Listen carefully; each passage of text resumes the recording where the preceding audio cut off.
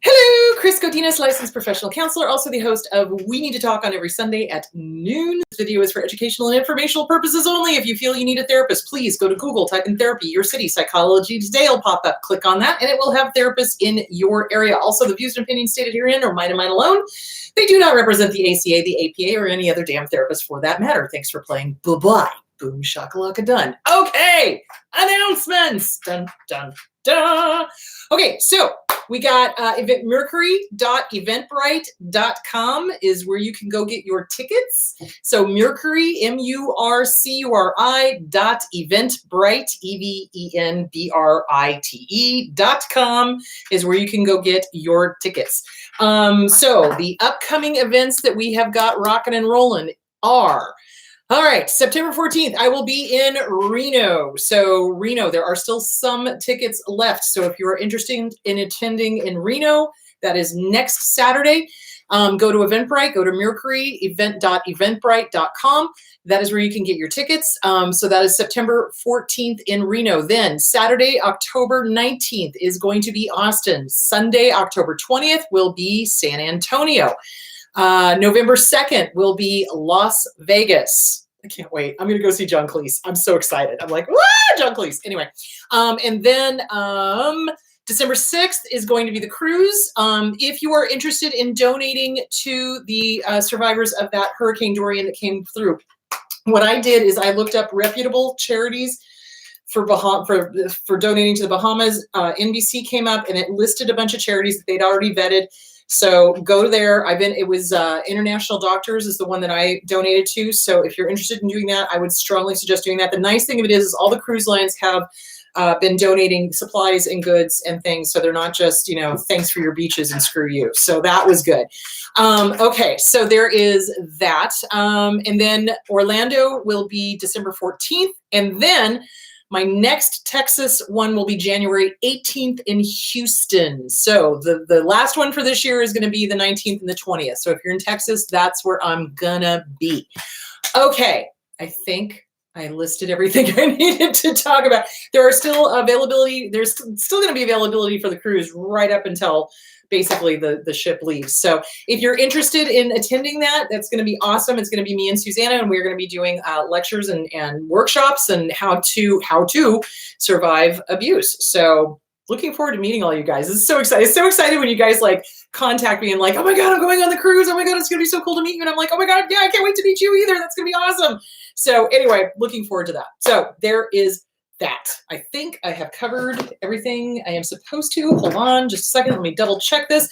So the merchant store is open, merchandise. So if you are interested in merchandise, that is also up and running.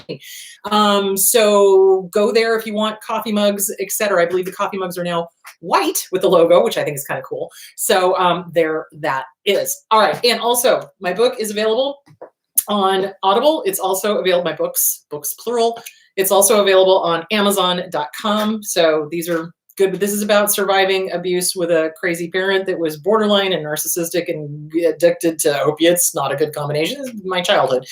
This one is you can lead a horse to water, but you can't make them cha-cha. Why some people stay in abuse and others don't. So anyway, those are my books. Here's a great book that you must read if you have not. It is Shahida Arabi's Healing the Adult Children of Narcissists. Really, really, really, really good book. I love Shahida. She is amazeballs.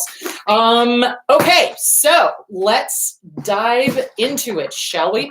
All right, so when we are coming out of, oh, and here's my little protection collie.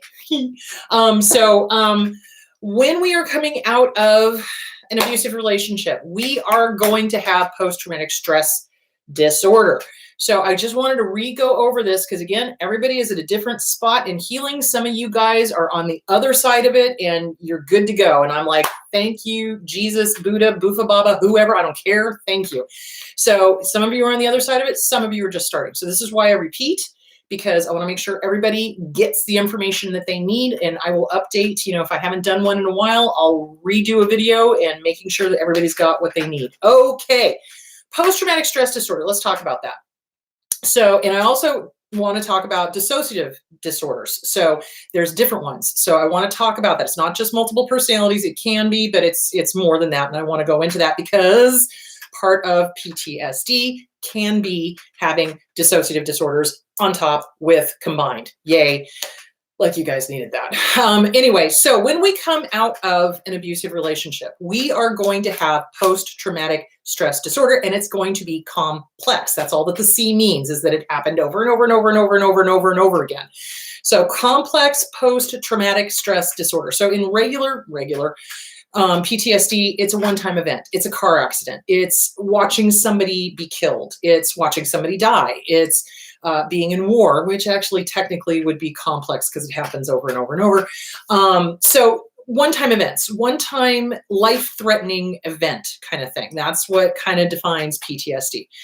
Complex post-traumatic stress disorder is you are being threatened on a daily basis, emotionally, physically, spiritually, financially, mentally, and otherwise. And it happens over and over and over and over and over and over a long period of time, or even a short period of time. So anyway, it is all of these traumas. So it's a trauma thing. So here are the criteria. Whoops, as I drop my glasses. Hold on just a moment. I don't want to step on them because they're pretty and they're purple, and I'm not going to be using them today because I'm wearing my regular glasses. All right. Here is the criteria for PTSD, and this applies to adults and adolescents, children older than 6 years of age. Younger than that, they need to have a different criteria. So we're not going to be dealing with children, so we'll just do this. Exposure, okay, A, exposure to actual or threatened death, serious injury, sexual violence in one or more of the following ways. 1, directly experiencing the traumatic event. 2, witnessing in person the events as they occurred to others. So that would apply for like kids who are in domestic violence, mom and dad, or mom and boyfriend, or boyfriend and girlfriend are fighting, and the kids are seeing the physical attacks, they're seeing rape, they're seeing harm, they're seeing devaluing language, et cetera, et cetera, et cetera. Learning that the traumatic events occurred to a close family member or close friend. In cases of actual or threatened death of a family member or a friend, the events must have been violent or accidental. 4, experiencing repeated or extreme exposures to aversive details of the traumatic event. For example, first responders collecting human remains, police officers repeatedly being exposed to details of child abuse, social workers, mental health counselors, etc., constantly hearing the horrible details kind of thing. So criteria 4A, the last one, does not apply to exposure through electronic media, television, movies, or pictures unless this exposure is work-related. Now, what I will say about that is when 9/11 happened, they replayed the blowing up of the buildings over and over and over and over and over and over, and we all saw it. And a lot of clients that I have had trauma from reliving that on a constant daily basis as the news cycle just kept cycling it through. Sometimes they actually did lose family members and friends in that. But seeing things over and over and over again, even though they're saying, okay, no, this doesn't apply, it's social media or it's a media thing, that can be traumatizing too. When The Killing Fields came out, psychologists noticed an uptick in people having a distressing response to the movie. So not just veterans, but like people watching the movie because it was so traumatic. So I think they need to update that. I do think that watching traumatic things over and over on media, on, that type of thing, and it's being repeated and replayed and it's vivid and, things like that, that can cause trauma, I think, as well. All right. Presence of one or more of the following intrusion symptoms associated with the traumatic event. Okay. So this would be like flashbacks. Okay. Beginning after the traumatic event occurred. 1, recurrent, involuntary, and intrusive distressing memories of the traumatic event. Note, in children older than 6 years of age, repetitive play may occur in which themes or aspects of the trauma are expressed. So when I was working in the New Song Center, which is a grief clinic for children, we had sand trays, and we would have the kids, the little ones, would play in the sand trays. And sometimes when there was a death in the family, and especially if they witnessed it, like a drive-by shooting, brother or sister being killed, parent being killed, that type of thing, they would replay. They would play that event over and over on the sand tray. And that's how we knew, okay, we're dealing with the kid who's got PTSD. So they would, try to figure it out and play in the sand tray kind of thing. So that's what that's talking about. Recurrent distressing dreams, i.e. nightmares, in which the content and or the effect of the dream are related to the traumatic events. So In an abusive relationship, you'll replay arguments in your head. You'll have, flashbacks to when you were thrown up against the wall. You will have dreams of being chased, sometimes faceless. That's the creepiest one. You'll have all sorts of nightmares. You'll have sleep disturbances. It's like you might be able to go to sleep, but you might have a hard time staying asleep because the brain is on overdrive. The brain is on hyper alert. Where's the danger? Where's the danger? Where's the danger? Where's the danger? So that's why we have a hard time sleeping. Note, in children, this may be frightening dreams without recognizable content. So just waking up night terrors kind of thing. Dissociative reactions. And I want to talk more about this when I start talking about DID. Dissociative reactions. Flashbacks in which the individual feels or acts as if the traumatic events were reoccurring right here, right now, in this moment. So in working with veterans, when they start recalling stuff, literally, it's like they are seeing it happen in front of them, okay? It's like a terrifying event because it's like a movie playing right in front of them. And it's like here and now. And so when I work with them, I have to remind them, so this is the self-soothing talk. You're safe. You're okay.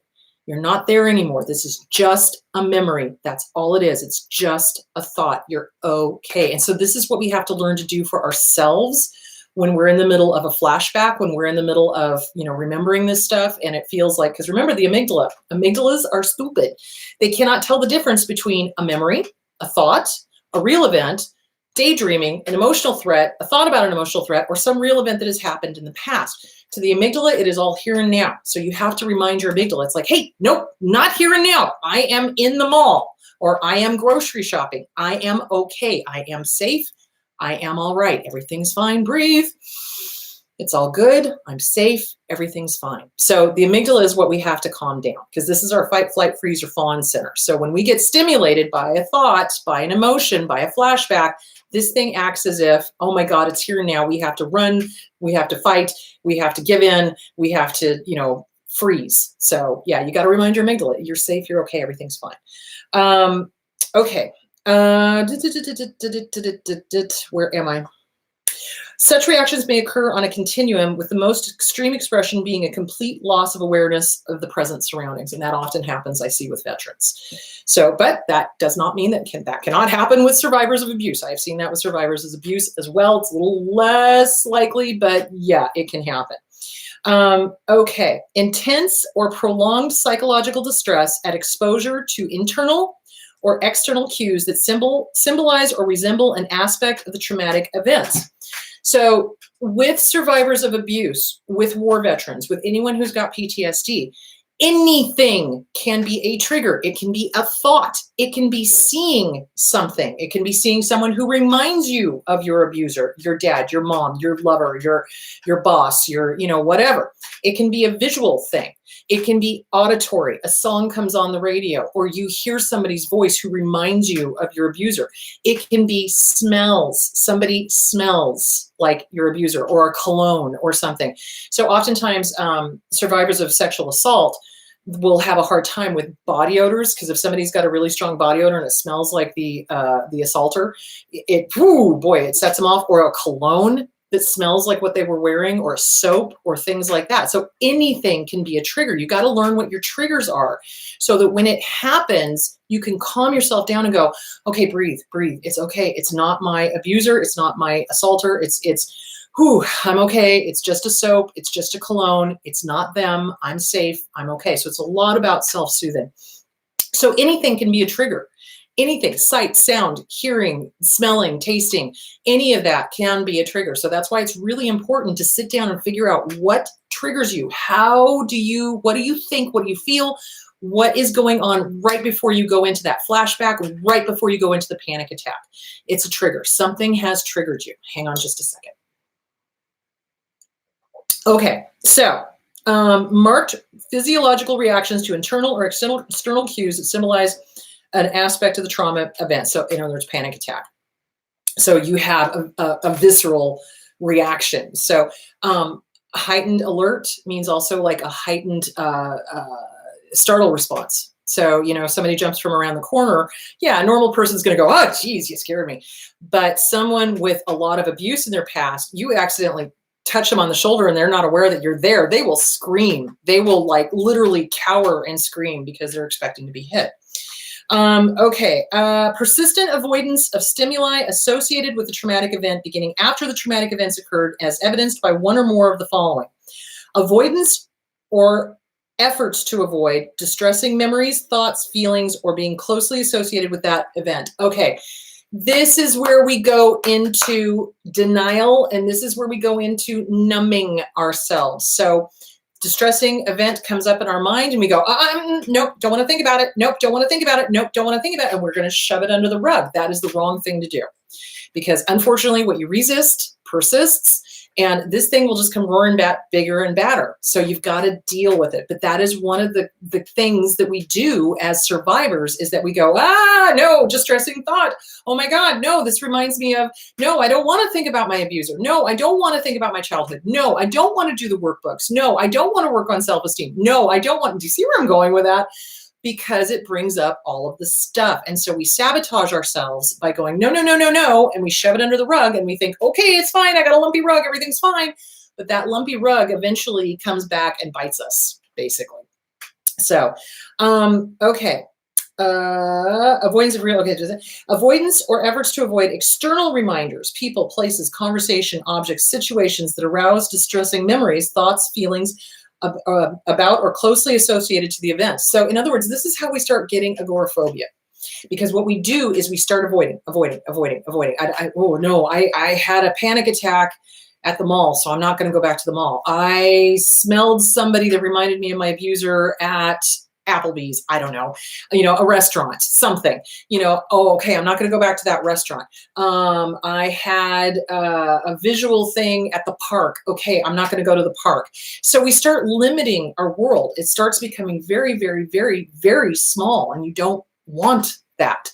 So again, this is why, if this is what's going on, if there's all of these avoidance, don't want to talk about it, don't want to feel it, don't want to do it, don't want to, don't want to work on myself, don't want to, I don't want to think, I want to avoid, I want to numb, I want to deny. That's when you've got to get with a therapist and start working on this, because otherwise your world is going to go from ginormous to minuscule, and it's not going to be fun. Negative alterations in cognitions and mood associated with the traumatic event beginning or worsening after the traumatic events occurred, as evidenced by two or more of the following: inability to remember important aspects of the traumatic event, typically due to dissociative amnesia, which I'm going to talk about, and not to other factors such as head injury, alcohol, or drugs. Okay, so I'm going to be talking about dissociative amnesia and also dissociative identity disorder, two different things. So when something is traumatic, okay, our brain kicks it out. That's cognitive dissonance, okay?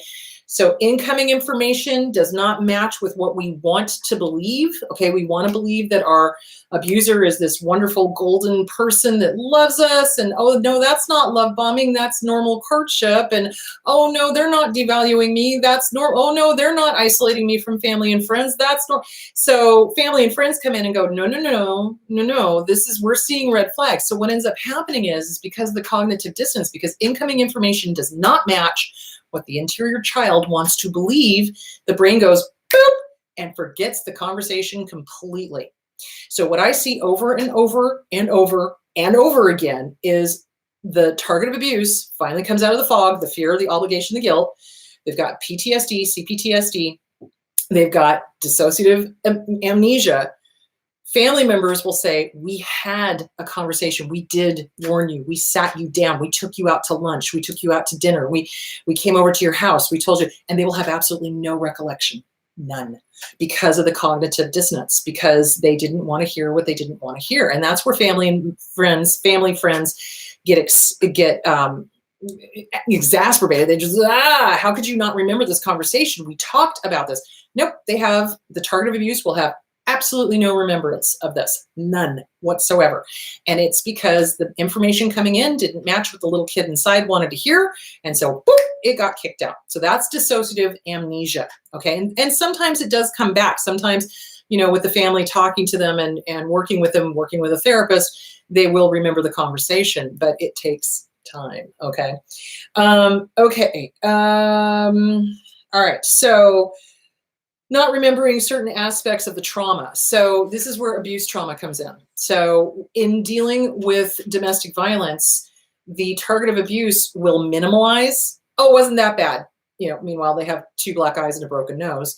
It wasn't, no, I don't remember them ever doing, no, that didn't happen. Denial, denial, denial. And it's because, again, cognitive dissonance. It's like reality is not matching with what little one inside wants, which is a loving, kind, romantic, wonderful relationship. And so it's like, nope, that didn't ever happen. Nope, I don't remember that. Nope, nope, nope, So it's an ego defense in a way. Okay. And of course, in accidents, when things are too traumatic, our brains literally go, nope, can't cope. Thanks for playing. Peace out. You know what I'm saying? And they just, nope, not going to remember this. So, and hows and whys. Some people are predisposed. Good God. Are we already almost to the questions? Jesus Christ. We're going to go a little long today. Just letting you know. Some people are predisposed to PTSD. Some people can go through war and they're relatively okay. They might have some symptoms, but it may not be super severe. Other people go through war and it devastates them. So it's the individual. It matters about the individual. So every case is different. You can't just stamp it on and go, everybody is going to do this. So, all right. Persistent and exaggerated negative beliefs or expectations about oneself or one's world. I am bad. Whew, how many of us have said that after abuse? No one can be trusted. How many of us have said that after abuse? The world is completely dangerous. My whole nervous system is permanently ruined. So we have these thoughts like that. Now, are we having distress in that moment? Yes. Does it mean it's going to last forever? No, it does not. Which is why it's important to get with a really good trauma therapist and start learning coping techniques so that you can tell this internal dialogue, thank you for your input, shut the fuck up. Why? Because you say so, you're the boss. I say so. I am a good person. My world is safe now that I've left the abuser. I am going to be okay. Yes, I'm a nervous wreck right now, and I'm learning coping techniques. Thank you for playing. Seriously, you got to start working on what you are telling yourself because that is part of the problem. Remember, PTSD, it's the thoughts. The amygdala can't tell the difference between reality and a thought. So you've got to be very careful about what you are telling yourself on a daily, minutely, hourly basis. Persistent, distorted cognitions about the cause or consequences of the traumatic events that lead the individual to blame him or herself or others. So when we leave an abusive relationship, what is the first thing typically that we say? It's my fault. It was my fault. I wasn't good enough. I wasn't a good enough cook. I wasn't a good enough friend. I wasn't a good enough worker. I wasn't a good enough whatever. And the truth of the matter is it's not you, it is them. Normal, healthy people do not abuse. They do not call names. They do not do the devalue and the discard. They don't make shit up. They don't do word salad. They don't try to make somebody's life miserable. They don't. Normal people do not do that. Healthy people do not do that. Yet we as codependents have a tendency to immediately go, it's me, it's me, it's me, it's me. No, it's not. It's not. It's not. It's not you. It's not. So you got to stop telling yourself that. So 100% responsibility for your actions. Yes, but they also have 100% responsibility for their actions. Don't forget that. That's important. Persistent negative emotional state, fear, horror, guilt, or shame. So when we come out of an abusive relationship, they have been telling us nonstop for days, weeks, months, years, sometimes decades. You're bad, you're wrong, you're not good enough, you're this, you're that, you guns. We come out of it with a shit ton of shame, and that's not okay. So we've got to work on getting rid of the shame. Shame is not ours, it's theirs that they shoved into our space because they were hoping that by making us feel ashamed of ourselves, that would lessen their shame. It don't work like that. That is not how it works. All that does is make us feel like shit. They still feel like shit. And then they go off and find somebody else that makes feel like shit. So there it is. So there's that. Persistent, markedly diminished interest in participation or significant activities. So PTSD, part of it is depression. You get depressed. You do. You feel down. You feel like nothing tastes good. Nothing feels good. I'm not interested in things that used to really excite me or things that I really loved. It's like, oh, wow, baseball, who cares? That kind of thing.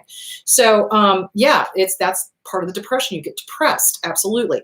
Feelings of detachment or estrangements from others. So when we come out, we've got all this shame and we feel like no one could possibly understand. Now, in abusive situations, yeah, there's not a lot of people out there that get abuse. There's not family, not friends, not whatever. And we've also been dealing with the bullshit brainwashing that the abuser has been going, oh, you can't turn to anybody. Don't you dare ask anybody. Don't you dare, don't you dare, don't you dare. Don't you turn to anybody. Don't you ask for help. Don't you? Okay, so that's that. You want to connect. When you get out of an abusive relationship, you must, seriously, listen to me now, believe me later, get with a good trauma therapist. You need to connect to support groups. You need to start working on you. You need to become part of the world again, because our abusers have made sure to isolate us from family, from friends, sometimes our job. So get reconnected. That is hugely important. Number 7, persistent inability to experience positive emotions, inability to experience happiness, satisfaction, or loving feelings. So we come out of an abusive relationship, and I'm talking mostly about abuse now. I'm not talking about like traditional PTSD, war, accident, robbery, whatever. We come out of it, and our abuser has taken away everything that made us us. So if we had a great sense of humor going into that relationship, your humor is going to be gone. You're not going to remember the last time you laughed. You're not going to remember the last time you just chuckled for no reason. You're not going to remember the last time you actually allowed yourself to sit down and watch a funny movie, because they don't like humor. They don't get it. They don't enjoy it, and they will berate you for it. They'll tell you that you're childish. They'll tell you that you're immature. They'll tell you, and they'll do anything they can. Oh, I've learned to ignore you already. Oh, yeah, no, that's not okay. They'll say things like that. They're evil. They just are. So they take everything away from us that makes us us, and they erase us, essentially. So we learn very quickly, don't be happy. And if we're happy, well, why are you happy? What are you doing? You're seeing somebody, aren't you? Attack, attack, attack, attack. So they do not like any emotion that is not related to them, So yeah, so they take away who we are. So we lose all of the things that make us us. So if you were a funny person before you went into the relationship, get back to your humor. Just get back. Go watch some funny movies. Go watch the Marx Brothers or Mel Brooks, which definitely would not fly today. But totally not PC, but go watch funny movies that you used to enjoy before you got into that abusive relationship. Do it. Find your funny, find your humor, find what makes you you again. That's really important. And it's okay to be happy. That's one of your mantras when you're doing mirror work. It is okay for me to be happy. Seriously. All right. Marked alterations in arousal and reactivity associated with the traumatic events, beginning or worsening after the traumatic event occurred, as evidenced by 2 or more of the following: irritable behavior and angry outbursts with little to no provocation, typically expressed as verbal or physical aggression towards people or objects.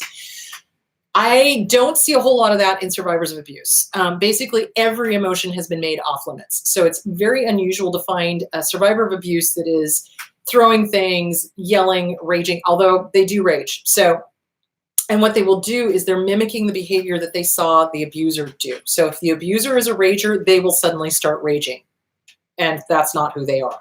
So that is something that needs to be worked on with a trauma therapist, because you have taken on fleas, you have taken on aspects of your abuser.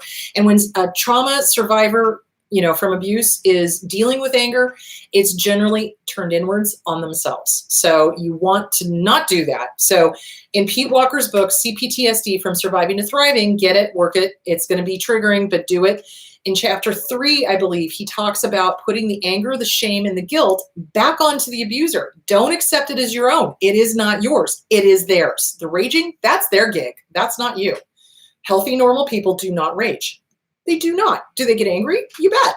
Do they express their emotions? You bet. But they do not rage. They do not harm. They do not hurt. They do not belittle. They do not ignore. They do not stonewall. They do not do any of the things that the abusers do.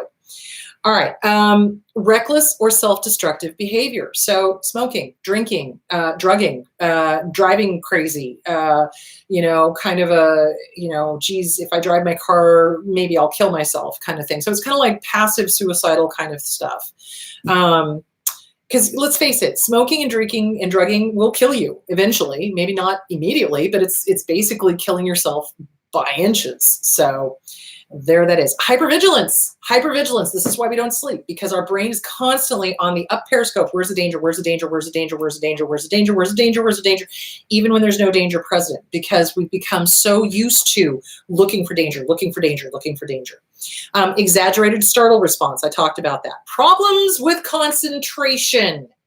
Okay, here's the deal. Oftentimes people get diagnosed with ADD or ADHD when in fact they've got post-traumatic stress disorder.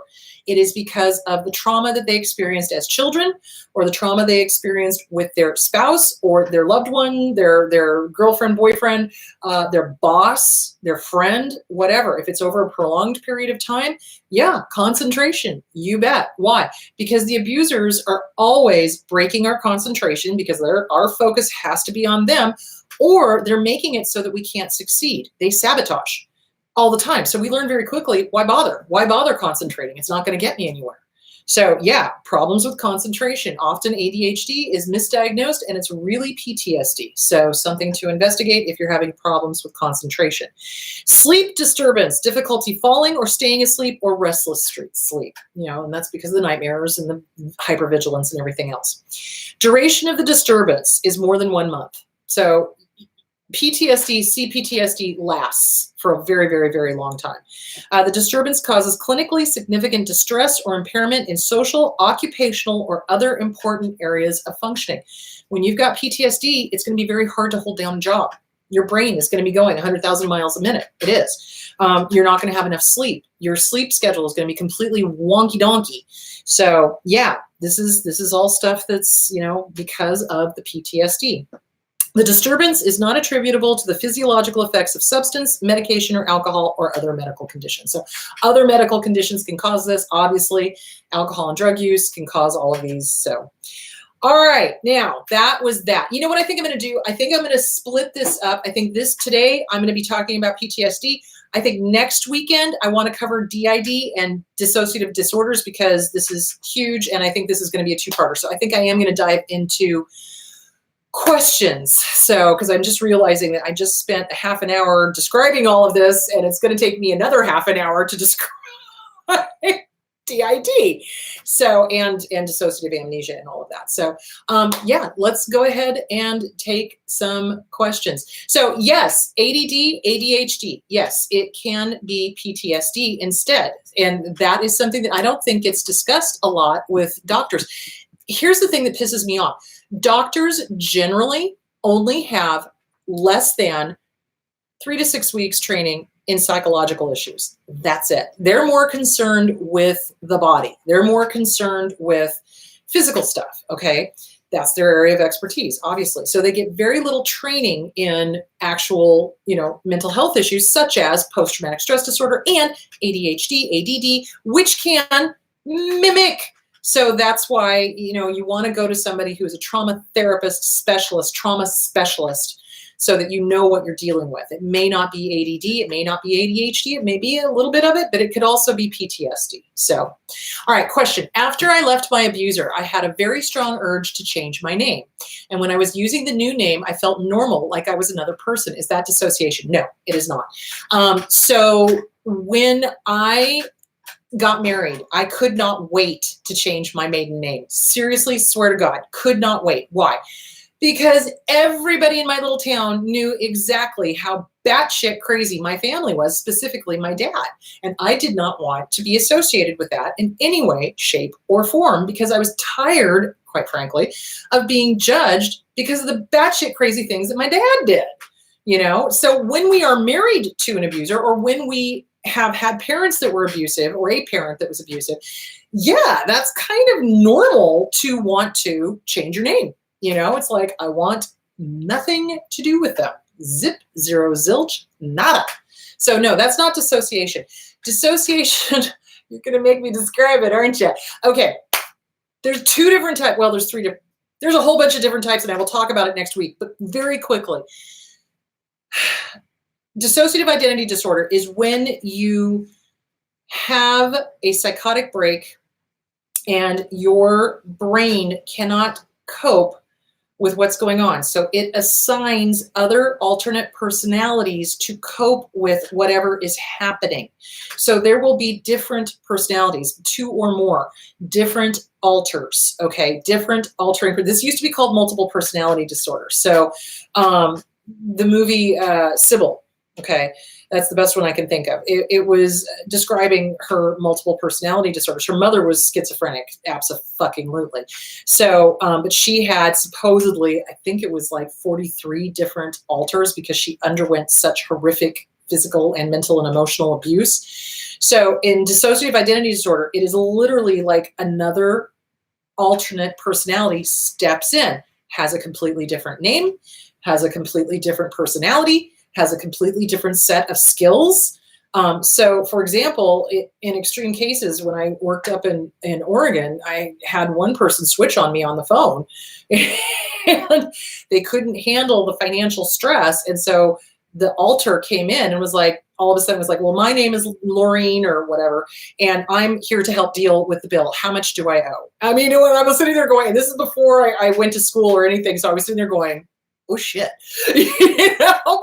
But it's what happens. So when there is extreme abuse, the brain literally just goes, boop, we're going to shut this down. The main person is going to be protected over here. And now we're going to have this personality step forward and cope with this stressor. So it's almost like the different personalities have a different personality to cope with each different stressor because each of them have a different skill set. And so the goal when you're working with somebody with a dissociative identity disorder is to kind of bring everybody back together so it's all one kind of thing. So, and this is very common. This is very, very common. So no, just changing your name and feeling like you were normal. No, that's not dissociating. It's when you are you aware of the other alters? Sometimes you are, sometimes you're not.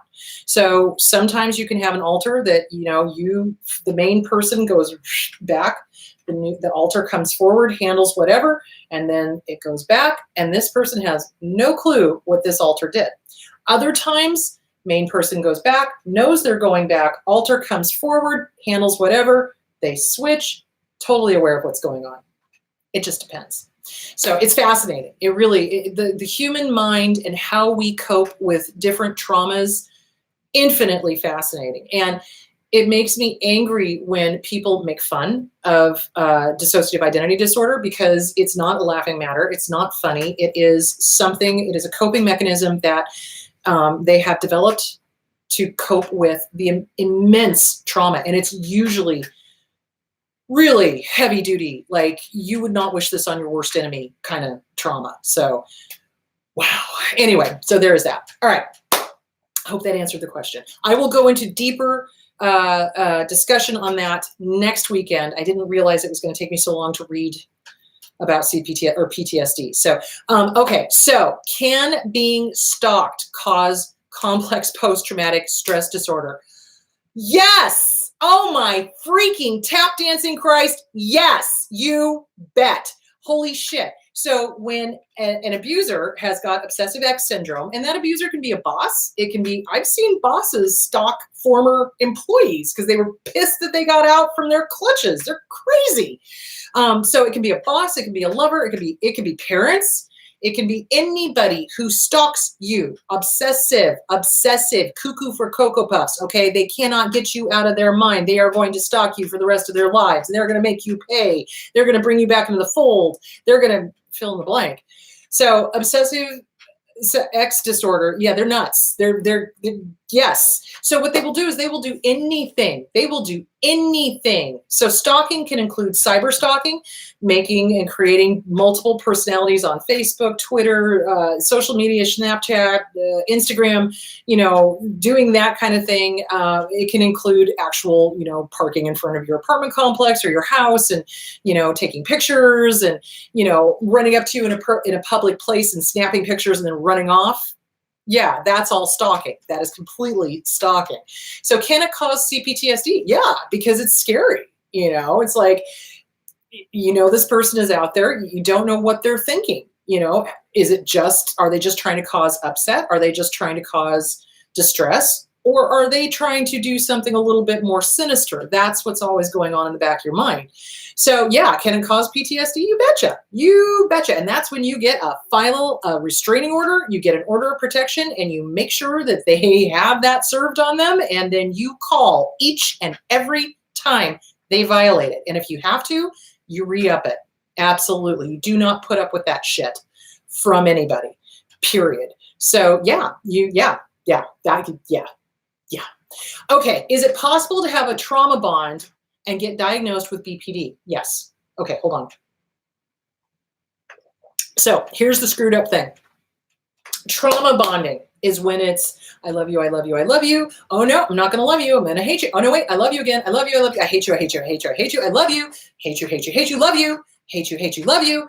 And that causes a trauma bond. It's just like treating a dog. You don't always give a dog a treat. So every 3 or 4 times you give them a treat. Pretty soon they start sitting when you just even make the motion. That is exactly what abusers do to us. So what happens is we get a trauma bond with them and we start acting crazy because now we've got PTSD going on. We've got a trauma bond going on. And if the practitioner is not aware of trauma bonds, Stockholm Syndrome, domestic violence, intimate partner violence, they're not a trauma therapist specialist, they're going to diagnose you with BPD. Because we create all of these abnormal and dysfunctional ways of coping with the trauma. That too is borderline personality disorder. So borderline personality disorder is based in trauma. It's based in trauma. Now, when it has been going on since childhood and these behaviors have been going on since childhood, that's when the diagnosis of BPD is probably going to be the correct one.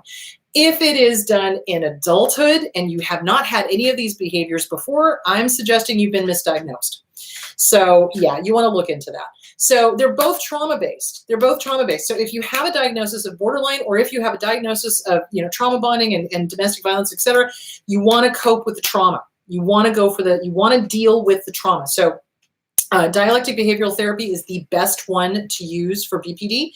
It is also good for dealing with trauma. CBT is good for dealing with trauma. EMDR is good for dealing with trauma. You want to use any of those. Schema therapy. What's the other one? Brain gone. I'll think of it. Anyway, so yeah. So you can get, I've talked about this before. You can absolutely get misdiagnosed with another disorder because they're similar. And bipolar.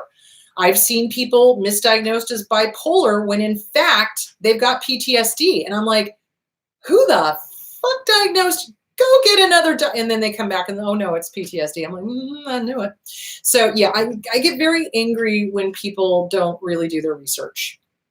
It's a thing. Okay, a large part of my abuse was sexual. Now when I try to be intimate with a man, I just check out. I don't freeze. I don't feel fear. It's like I'm not there at all. That's dissociating. Yes, this is dissociation. Why does this happen? So if a large part of the abuse is sexual, okay, when something happens that we cannot cope with, our brain literally just goes, whoa, too much, can't deal with it, peace out, and we leave. And it's like, we're there, but we're not there. So it's kind of like this unreal, I'm here, but I'm not here.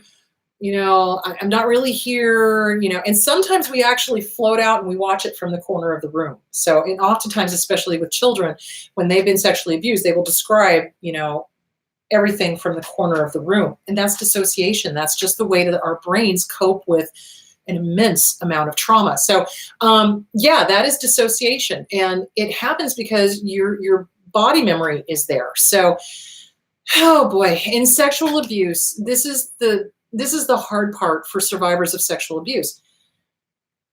Sexuality, sex is enjoyable. It's wonderful. It's fantastic. And when we get with somebody, we want to express our love like that. If, however, though, we've had an abuser, you know, incest or rape or whatever, that takes that pleasure away from us and transfers it into fear, then when we get with somebody we do want to be sharing with, our bodies unfortunately go body memory. Oh, fuck. I remember what this was like. And we go. So it's really important to get with a good trauma therapist. I would suggest EMDR. I think that would be really good. And you want to work on that trauma, that sexual trauma, so that you can get back to being in your body, enjoying your partner, not having that fear. And it's not even conscious. It's a body memory. It's a body memory. Our bodies remember, guys. Our bodies remember. So, for example, you know, remember how I was talking about flashbacks, and if you see something or smell something or hear something that reminds you of us, our abusers, we act as if it's happening. So body memory. So in a sexual assault thing, you know, our bodies go, oh, I remember this. Oh shit. Oh no. You know, even though this one is pleasurable, this one is wanted, our bodies still have body memory. So it might be a good idea to do some body work. So I know in the CPTSD book, he talks about the Rosner bodywork thing, and I don't know of any practitioners here in Arizona, so you can check that out. But body memory. So I think I told you, you know, I was in a motorcycle accident. I broke my wrist. I had to have surgery. Rookie move. Went over the handlebars. Oh God. Anyway, so when I went back to go look at another motorcycle, because I was like, you know, a few months later, I was like, months after my wrist healed, I was like, oh, I want to ride again. So I walk into the, you know, the Honda store, and I put my hand on the exact same model, and I'll be damned if I didn't have a full-blown panic attack. And that's when I went, okay, not ready to ride. All righty then. Body memory. Body memory. So don't make yourself wrong for that. It's happening because the body remembers. So you may want to work on some body work with a trauma therapist or with a Rosner bodywork therapist, and start working on that. So it's normal for having been through sexual abuse, if that's any consolation. So don't beat yourself up. It's a body memory. That's what's happening. So yeah, go work on that, because I want you to have a healthy, happy, normal life. Just, you know, fun and amazing. So go work on that. All right. In reference to the question, after I left my abuse, I had a very strong urge to change my name. And when I was using a new name, I felt normal, like I was another person. Is that dissociation? Viewer feels better when being called by a different first name. Is this different than the maiden name change you talked about? Well, I don't know. See, this is the hard thing. It's like, I don't see you. I don't have you in front of me. I'm not sure if there's a personality change. You know, if there's no personality change, it's just a name change, then it's just a name change. If there is a complete personality change, then yeah, that might be dissociative identity disorder. And I don't know because I don't have you in front of me. So if you're concerned about it, go see a trauma therapist and ask them. Get an evaluation. See what's going on. That is the best thing you can do.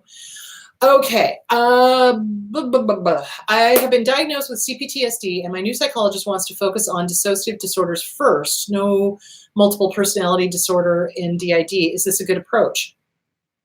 Well, yeah, it can be, because like the other question, you know, it's like no problem, all of a sudden sexual, and there's no fear, there's no panic, there's no nothing, but there's going numb. Yeah, I think that would be a good idea, to make sure that there's nothing going on. You know, and that's a good idea. So, and of course, you know, if this is not what you want to focus on first, speak up.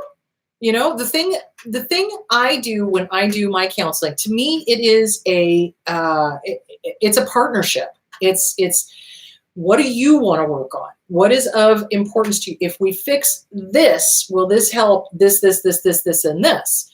You know, so if somebody comes in and goes, look, I really need to work on the panic, because the panic is stopping me from having a good life. Great. Let's give you all the tools I can on how to deal with panic and anxiety. And I'm going to teach you about the amygdala and what you're doing, what your body's doing, et cetera, et cetera, et cetera. And then we can work on whatever else. So it's always a partnership. It's always what's going to help you. So if you feel like you need to talk to your psychologist about it, and if you don't want to be working on the disorders, talk to them, you know, find out why they're doing that. You know, are they seeing signs of dissociating? So Yeah, but I do think it is good because we do often dissociate and we're not even aware of it. So when I left my family, I very much had time periods. It wasn't a full-blown panic attack, but I very much had time periods where it was that otherworldly, is this real? Is this not real? I'm here, but I'm not here. Kind of like what that person was describing with the sexual abuse, but it would happen randomly throughout the day. Is this real? Is this not real? What's real? That kind of thing. And that's all stress from having been abused. You betcha. So yeah, check it out. Find out why they're thinking it. And I think it's not a bad idea. I really think it's not a bad idea. If for some reason though, you're not having any dissociation and you're like, well, this is not really helping, or I'm not really working on this, tell them, speak up. You have a right to. You have a right to. It's your session. It's your session. I completely space out when people around me are talking to me. I was diagnosed with CPTSD, but I don't know if this is a symptom of PTSD or something else. Should I be looking for another cause? Not enough information for me to help you with that, kiddo. Spacing out is part of dissociating.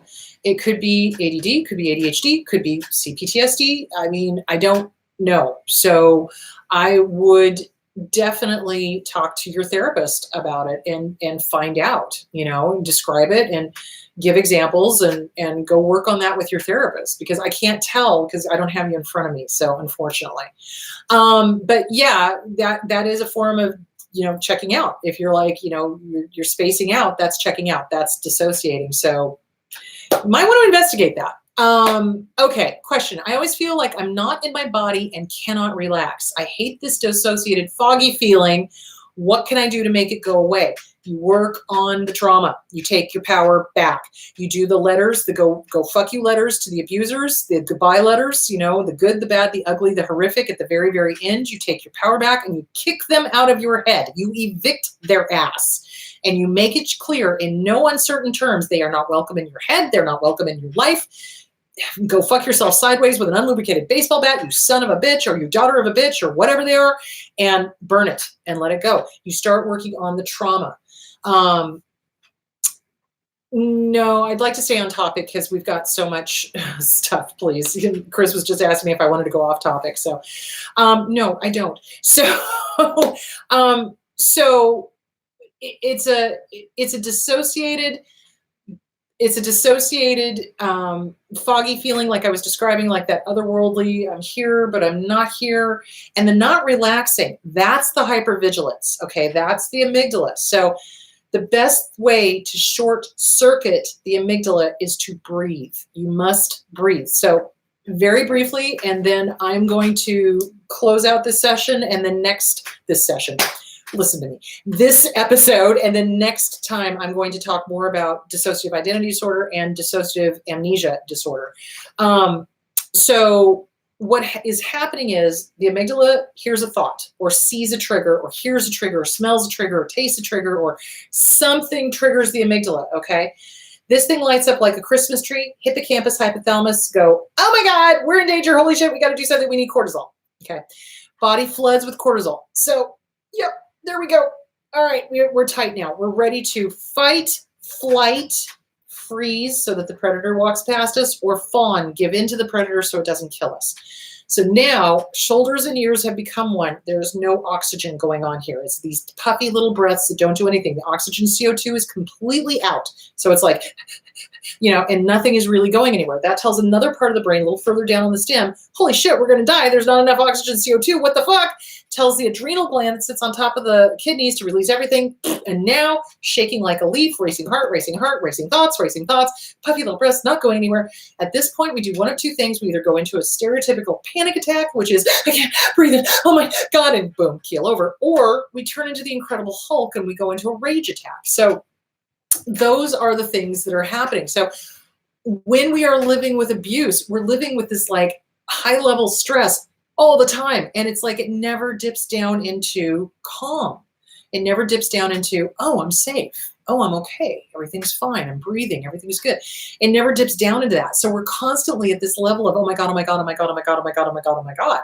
And so we don't breathe. We don't take care of ourselves. We don't relax because we've got that hypervigilance going, because body memory is happening And this thing is going, you're not safe, you're not safe, you're not safe, you're not safe. What if this? What if that? What if what? What, blah, blah, blah, blah. So you've got to figure out what the thoughts are. What is triggering you? What is causing this to keep going, at this, what is it that's not allowing you to relax? How are you not safe? You got to start working on the PTSD. You got to start working. So CPTSD from Surviving and Thriving, Pete Walker would be a great one. The Self-Esteem Workbook by Glenn Schiraldi, that would be another great one. Why? Because when we get our self-esteem up, we know who we are. Doing a deal breaker list. What will you never put up with again, ever on this or any other planet? Do a deal breaker list, things like that. And then boundaries. So The Disease to Please by Harriet Breaker. The one thing about the Harriet Breaker book that kind of annoys me is that she characterizes men as the abusers. So when you get to that point, just, flip it. It's anybody, men, women, it doesn't matter. Gender does not matter in abuse. Anybody can be an abuser. So, just take it for what it's worth, but realize that both men and women can be abusers. So there's another great book on codependency called Codependent No More and Beyond Codependent No More, both by Melanie Beattie. So those are all really good books for that.